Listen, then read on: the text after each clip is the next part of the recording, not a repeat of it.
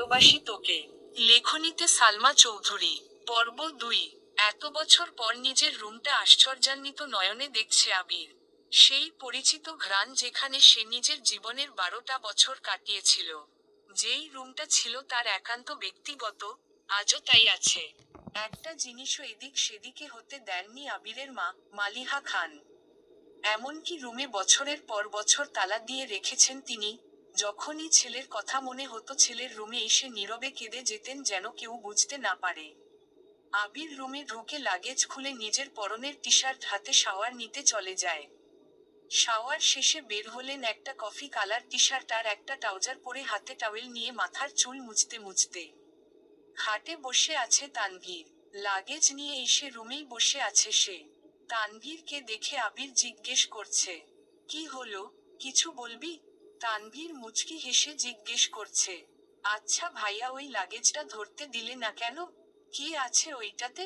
আবিরের চক্ষুদয় উদ্বেগ স্পষ্ট, চোয়াল শক্ত করে উত্তর দিল, ওইটাতে আমার পার্সোনাল কিছু জিনিস আছে। তানভীর হাসতে হাসতে উত্তর দেয়, সেই পার্সোনাল জিনিসগুলো দেখতে চাচ্ছে আমার অবুঝ মন, কি করব বলো? স্বভাবসুলভ গম্ভীর কণ্ঠে উত্তর দিল আবির, কাউকে দেখানোর জিনিস আশা করি পার্সোনাল হবে না? তানভীর ভাইয়ের আপত্তিস্বর বুঝতে পেরে এই বিষয়ে আর কিছু বলেনি। শুধু জিজ্ঞেস করে, বিকালে কি বের হবে? আবির উপর নিচ মাথা নেড়ে হ্যাঁ সূচক সম্মতি জানায়। তানভীর কথা না বাড়িয়ে চুপচাপ বিদায় নেয় রুম থেকে। আবির খাটের এক কোণায় বসে মোবাইল হাতে নিয়ে গুরুত্বপূর্ণ কিছু চেক করতে ব্যস্ত হয়ে পড়ে। মেঘ নিজের রুমে ঢুকে শপিং ব্যাগ খুলে 3টা ড্রেস বের করলো। 3টা জামাই অসাধারণ সুন্দর। 2টা গাউন ড্রেস আর একটা গর্জিয়াস কাজের 3 পিস। ল্যাপটপটাও খুলে দেখে, তার প্রয়োজনীয় সকল অ্যাপ ব্রাউজার অলরেডি ল্যাপটপে সেট করা আছে। মেঘের দৃষ্টি যায় রেপিং পেপারে মোড়ানো বক্সের দিকে। রেপিং পেপার খুলতেই চোখে পড়ে 3টা উপন্যাসের বই যেগুলোর উপরে ছোট একটা চিরকুটে লেখা, অ্যাডমিশনের পরে পড়বি, তার সাথে একটা ছোট বক্স যেখানে এক বক্স রঙিন পাথর। মেঘের এই পাথরগুলো ছোটবেলায় খুব পছন্দ ছিল। তার সাথে একটা আইফোন 13 প্রো ম্যাক্স মোবাইলের বক্স। ফোন দেখে মেঘের চক্ষু চড়ক গাছ। অনেকদিন যাবৎ মনের কোণে সুপ্ত ইচ্ছে ছিল একটা আইফোন কেনার, কিন্তু কাউকে বলার মতো সাহস হয়নি তার। এগুলো দেখে খুশিতে গদগদ হয়ে পড়েছে মেঘ। ইন্টার সেকেন্ড ইয়ারে পড়াকালীন মেঘের যখন কলেজ, প্রাইভেট, কোচিং সব মিলিয়ে ব্যস্ততায় দিন কাটছিল, তখন তানভীর তার পুরনো একটা ফোন দিয়েছিল মেঘকে। সিমটাও ছিল তানভীরের। বাসার মানুষের বাহিরে শুধু 3-4 জন বান্ধবীর নাম্বার ছিল সেই ফোনে। এমনকি স্যারদের কেউ নাম্বার দিতেনি, তারা চিহ্ন সেধ করেছিল কড়া ভাষায়। তানভীর বরাবরই বোনের ব্যাপারে খুব সিরিয়াস। ভাইরা বোনকে সাতারা চিহ্ন শন করে ঠিক আছে, কিন্তু তানভীর মেঘকে একটু বেশিই সাতারা চিহ্ন শনে রেখেছে এত বছর। এইচএসসি পরীক্ষা চলাকালীন সময়ে তানভীরকে খুব সাতারা চিহ্ন হস করে বলেছিল, ভাইয়া পরীক্ষা শেষ করে আমায় একটা নতুন ফোন কিনে দিবা? অতারা চিহ্ন গণিদ্রি তারা চিহ্ন স্টিতে তাকিয়েছিল তানভীর, যেন মস্ত বড় অন্যায় করে ফেলেছে। তারপর মেঘ নতুন ফোনের আশা পুরোপুরি ছেড়ে দিয়েছিল। আজ সে না চাইতেন আইফোন পেয়ে গেছে, ল্যাপটপ পেয়ে গেছে, এ যেন মেঘ না চাইতেন জল। আনমনে ভাবছে, মনে হয় তানভীর ভাইয়া বলেছে ফোন আনতে আর ল্যাপটপ আনতে, না হলে উনি কিভাবে জানবে আমার ফোন নেই। এদিকে 1 ঘন্টা যাবৎ ফোনে মনোযোগ দিয়ে কি যেন কাজ করছে আবির। হঠাৎ আদি দৌড়ে এসে দাঁড়ায় দরজায়। আদি ভাইয়া তোমায় খেতে ডাকছে। আবির যা, আসছি। 10 মিনিটের মধ্যে সাদা শার্ট পরে রেডি হয়ে নিচে নামলো আবির।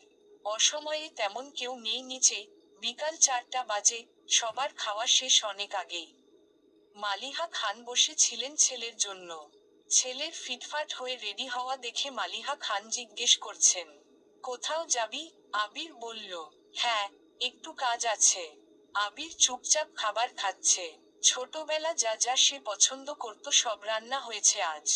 সব খেতে পারেনি, যতটুকু সম্ভব খেয়ে উঠে পড়েছে। এর মধ্যে তানভীর হাজির হয়েছে।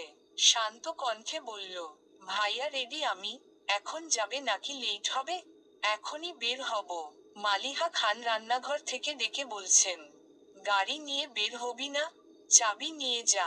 গাড়ি লাগবে না আম্মু। দুই ভাই বের হয়ে গেল। যৌথ পরিবারগুলোর সবচেয়ে আনন্দময় সময় হলো সন্ধ্যাবেলা। বাড়ির সকলে মিলে হইচই করে বিকালের নাস্তা খাওয়া, একটু টিভি দেখা, খেলাধুলা করা, আড্ডা দেয়া। সমস্যা সমস্যা শুধু বড় ভাই তানভীর সবসময় মেঘকে চোখে চোখে রাখে, কি করছে, কি না করছে, কখন খাচ্ছে, পড়াশোনা করছে কি না, এসব কিছু দেখায় যেন তার একমাত্র কাজ। কিন্তু মিম আর আদিকে কোনোদিন একটা ধতারা চিহ্ন মগ পর্যন্ত দেয়নি তানভীর। এ কেমন একটা ধমক পর্যন্ত দেয়নি তানভীর। এ কেমন দুমুখ ব্যবহার। তানভীর যতক্ষণ বাসার বাহিরে থাকে মেঘ ততক্ষণ মুক্ত, স্বাধীন। তানভীর বাসায় না থাকায় তিন ভাই বোন মিলে ছোটাছুটি করছে। মেঘ যা বলে ছোট দুইটা তাই করে। মেঘ আর আবিরের এখনো দেখা হয়নি। মেঘ কোচিং থেকে এসে রুমে যে ঢুকেছিল, তার গিফট নিয়ে ব্যস্ততার কারণে সবে মাত্র রুম থেকে নিচে এসেছে। অন্যদিকে আবির বাসা থেকে চলে গেছে আরো 2 ঘন্টা আগে। মেঘ, মিম আর আদির ছোটাছুটি শেষ হয় বড় আব্বু, জনাব আলী আহমদ খানের বাসায় প্রবেশ দেখে। আলী আহমদ খান বাসায় ঢুকতে ঢুকতে নিজের স্ত্রী মালিহা খানকে জিজ্ঞেস করলেন, আবির কোথায়? মালিহা খান উত্তরে বললেন, ও তো তানভীরকে নিয়ে বের হলো, বলল কি কাজ আছে। আলী আহমদ খান সোফায় বসতে বসতে মেঘের দিকে তাকিয়ে প্রশ্ন করলেন, পড়াশোনার কি অবস্থা, আম্মু? মেঘ শান্তস্বরে উত্তর করল, আলহামদুলিল্লাহ ভালো বড় আব্বু। তবে উদ্ধৃতি চিহ্ন তবে কি? প্রশ্ন করলেন আলী আহমদ খান। আমার ফিজিক্স আর ম্যাথে একটু সমস্যা, কোচিং এর সাথে কুলাতে পারছি না। প্রাইভেটগুলোতেও অনেকটা এগিয়ে গেছে। আলী আহমদ খান বললেন, ঠিক আছে, তোমার জন্য প্রাইভেট টিউটর নিয়ে আসব। কাল বা পরশুর মধ্যেই ম্যানেজ করতেছি। তুমি চিন্তা করো না, মন দিয়ে পড়াশোনা করো আম্মু।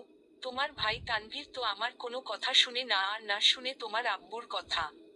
কোথা থেকে মাথায় ভূত চেপেছে রাজনীতি করবে, পড়াশোনায় গুরুত্ব না দিয়ে রাজনীতিতে গুরুত্ব দিচ্ছে।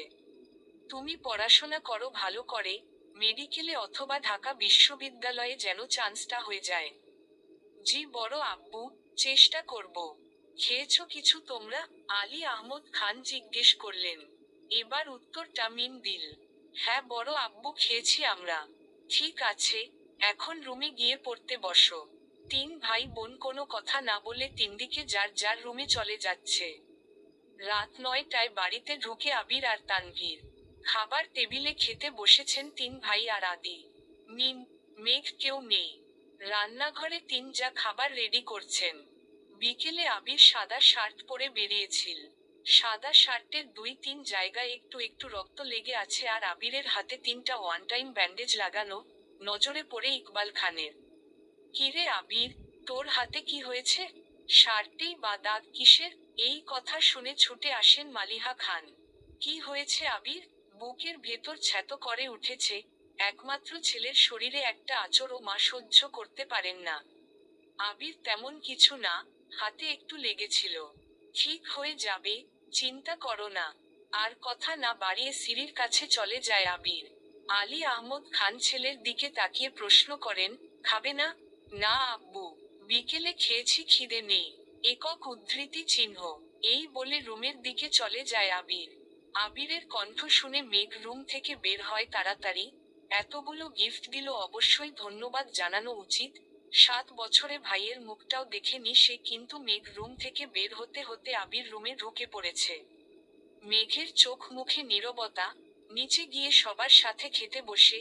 তানভীরও খেতে বসেছে হাত মুখ ধুয়ে। ইকবাল খান তানভীরের উদ্দেশ্যে বলে, তুই তো ছিলি আবিরের সাথে, কি হয়েছে বল? তানভীর, চাচ্চু আমি তো ভাইয়ার সাথে বের হয়েছিলাম, কিন্তু পরে আমি পার্টি অফিসে চলে গিয়েছিলাম, তাই সঠিক জানি না। মেঘ যেন কিছুই বুঝতে পারছে না। বাড়িতে এসেছে 7-8 ঘন্টা হয়ে গেছে মানুষটার, অথচ সে এখনো দেখেইনি তাকে, তার মধ্যে আবার কি অঘটন ঘটিয়েও ফেলেছে। সে শুধু চাচ্চু আর ভাইয়ার মুখের দিকে তাকাচ্ছে বারবার। আহমদ আলী খান গম্ভীর স্বরে তানভীরকে বললেন, সে তো তোমার ভাই, কম বন্ধু বেশি, তাকে বলে দিও কোনো প্রকার মারপিট আর রাতারা চিহ্ন জনিতিতে যেন না জড়ায়। আর এটাও বলে দিও তাকে, তার বয়সটা কিন্তু আমি পার করে এসেছি, তাকে দেশে এনেছি মারপিট করার জন্য না, আমাদের ব্যবসার হাল ধরার জন্য। একক উদ্ধৃতি চিহ্ন।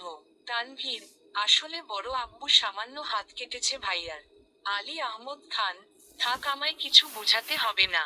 কোনটা মারপিটের কাটা আর কোনটা কেটে যাওয়া আমি তা বুঝি। নিজের রাস্তা বেছেই নিয়েছো, অন্তত তাকে বুঝাও এসবে যেন না জড়ায়। তানভীর, জি বড় আব্বু। মেঘ আচমকা প্রশ্ন করে বসে। কি হয়েছে? একক উদ্ধৃতি চিহ্ন। তানভীর মেঘের দিকে চোখ রাঙিয়ে তাকিয়ে বলে, তুই চুপচাপ খা। ইকবাল খান বড় ভাইয়ের দিকে তাকিয়ে বলে, আবির কেন মারামারি করবে? এত বছর বাহিরে ছিল ছেলেটা, এখানে ওর কি এমন সতারা চিহ্ন ত্রু আছে? বাড়ির সবার মধ্যে নীরবতা, কেউ কোনো কথা বলছে না। মেঘ মনে মনে ভাবছে, আবির ভাইয়া মারপিট করেছে, কিন্তু কেন? এত বছর ভাবতাম আমার ভাইই পচা, রাজনীতি করে, আমায় শাসন করে। কিন্তু আবির ভাই তো দেখা যাচ্ছে পুরাই হিটলার।